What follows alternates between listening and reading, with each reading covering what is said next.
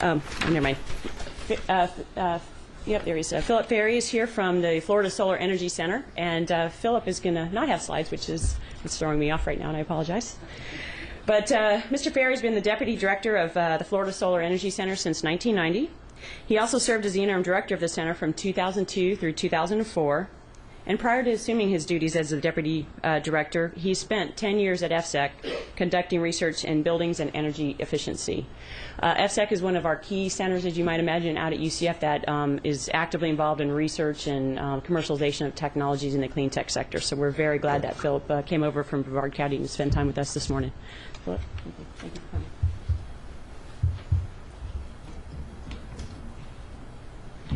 Thank you very much, Krista. I really appreciate that, and it's a pleasure to be here. As Krista said, I'm with the Florida Solar Energy Center, and I have the tie to prove it. This is a tie that was actually created for the Florida Solar Energy Center by the leader of the Solar Technologies Group at the National Renewable Energy Laboratory in celebration of our 30th anniversary as UCF's Research Institute for Renewable Energy and Energy Efficiency. And so we've actually been around since the time Dr. Snaith was talking about when solar in the 70s was considered something that wasn't cost effective. But what has happened since then, much to our pleasure, is that we've seen energy costs rise. That's not to our pleasure, but that was inevitable. And we've seen the cost of renewable and alternative energy resources decline as a result of that. And so now the field that I've been involved in for over 30 years is coming into the economic marketplace with much more realism than it has ever had a chance to do in the past. The Florida Solar Energy Center, and the name is a little bit misleading because we do much more than solar energy, has been around for 32 years. We were created by the Florida State Legislature as the Energy Institute of the state of Florida.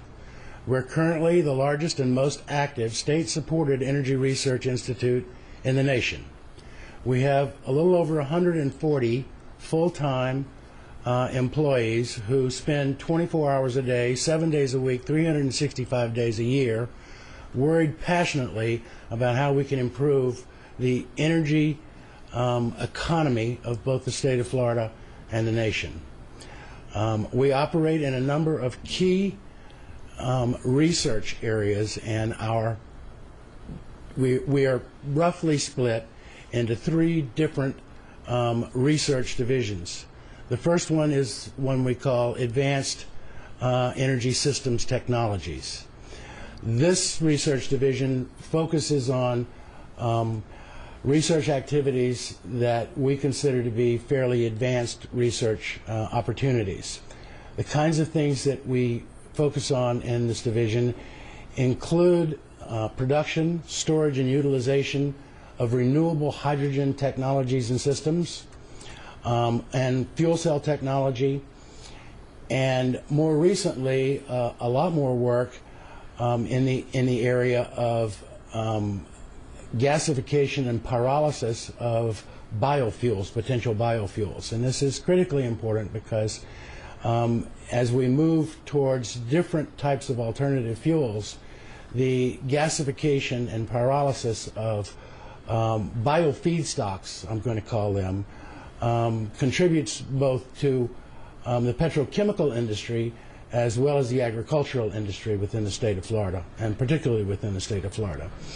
The fuel cell activities are also vitally important. We currently oversee the $19 million DOE effort with U.S. cars to develop the proton exchange membrane that is likely to be used in the automotive industry and the transportation sector to power electric vehicles that are driven by that are powered by fuel cells.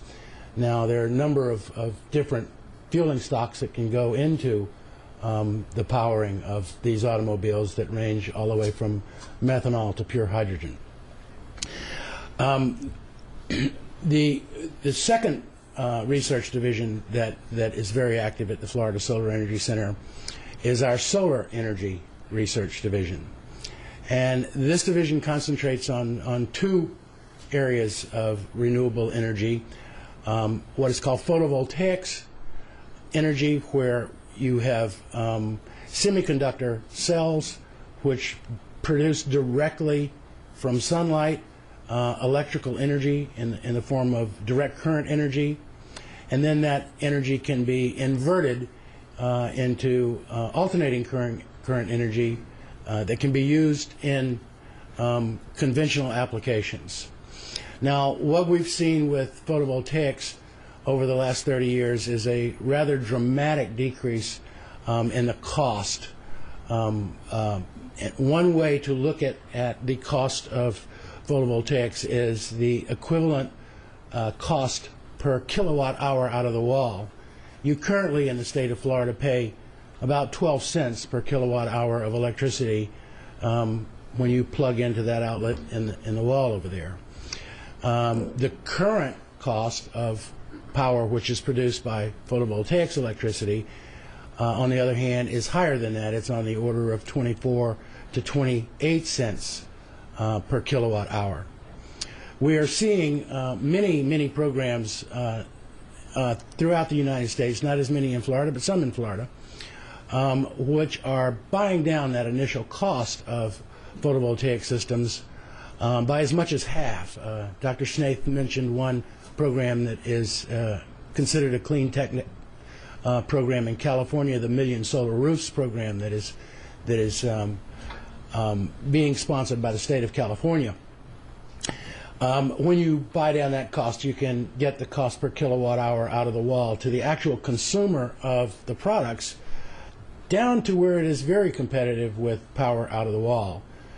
The other kind of things that we're seeing in our economy is that conventional power sources, the cost of conventional power sources due to a number of things are going up. There's an increase in the cost of fuels to produce the power. There's a general increase in the cost of doing business within the electric industry. We recently, over the past year, have seen proposals from two major utilities in Florida to construct two new nuclear power facilities in the state of Florida. And the estimated cost of these new nuclear power facilities is on the order of $7,000 per kilowatt of power production capability. This is dramatically higher than the usual conventional cost of electricity production facilities in Florida.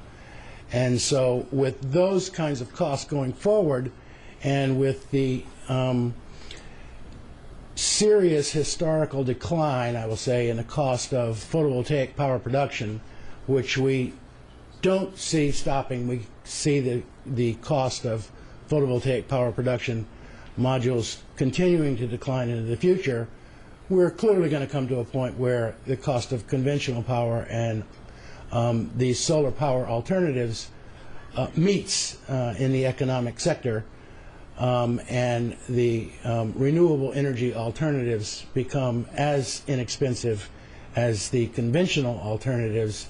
And at that time, we will no longer call solar technologies alternatives, we will call them conventional, because they will be cheaper in the marketplace. And we see that happening. There is a number of reasons for that happening: the declining cost in the technology, along with the increasing cost of conventional technologies, and the rather serious effort on a global basis to account for the cost of carbon with respect to global warming. Clearly, the types of solar renewable energy power production technologies that we work on don't produce any pollutants that need be accounted for within any kind of carbon trading programs that might go on internationally or nationally. The third area that, and don't let me shortchange the solar industry, because we have countless uses for solar hot water in our industries, in our homes, and far and away the cheapest, easiest, and cleanest way to make hot water in this state at least, is with a solar hot water system.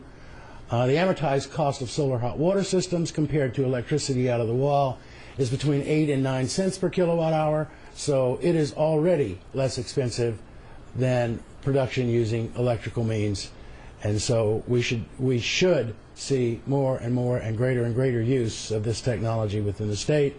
And one of the other things that this research division, the Solar Energy Research Division at the Florida Solar Energy Center, is responsible for is the certification, the rating, the testing, and the certification of all solar systems which are manufactured or sold within the state of Florida. And that is a function of our original charter that was created by the legislature in 1976 as a way of protecting consumers from fraudulent solar systems and devices. And so we've seen that effort, that just simply the testing and certification of solar systems, improve the performance of these systems by from about an average of 30% to more than 60% efficiency. That's doubling the efficiency of the systems that are in the marketplace compared to what was in the marketplace 30 years ago when this effort first started. The third area of research that we have very active involvement in is buildings research. We're very involved, and that is our largest research division, the Buildings Research Division. We're very involved with this, and the major reason for this is that in the state of Florida, many people don't know this, but 84% of the electricity consumption in the state of Florida goes to building energy use. That is a gigantic piece of the electricity pie. We know from the research that we've conducted over the years that we're fully capable of reducing the energy use very cost effectively in the building sector for all of the buildings that currently exist by between 25 and 30%. And so if we could take 25 to 30% of the existing building energy use and convert it to efficiency, that would be 25 to 30% of 84% of the electricity that the state produces. And we can do this cost effectively. And so in terms of clean technologies, this is the most cost effective place to go right off the bat. The center is involved not only in research in buildings energy efficiency, but also in all of the allied stuff that is associated with that, including very significant involvement in both the state and national building energy code making processes. We have individuals that serve on these code making bodies, as well as we provide service on things like the Governor's Action Team, the technical working groups that are associated with the action team, the committees of the Florida Energy Commission over the last couple of years. And so we are seen by many people as the expertise that can be counted on within the state to tell you what's actually happening rather than what people claim to be happening. And so that's one of the other services that we provide. And energy efficiency is, as I said, critically important, and particularly in the building sector. And so with that, I think I'll stop so that I don't eat too much of your time. And thank you very much. And we're very excited to see this clean tech initiative take off in the Metro Orlando area. Thank you.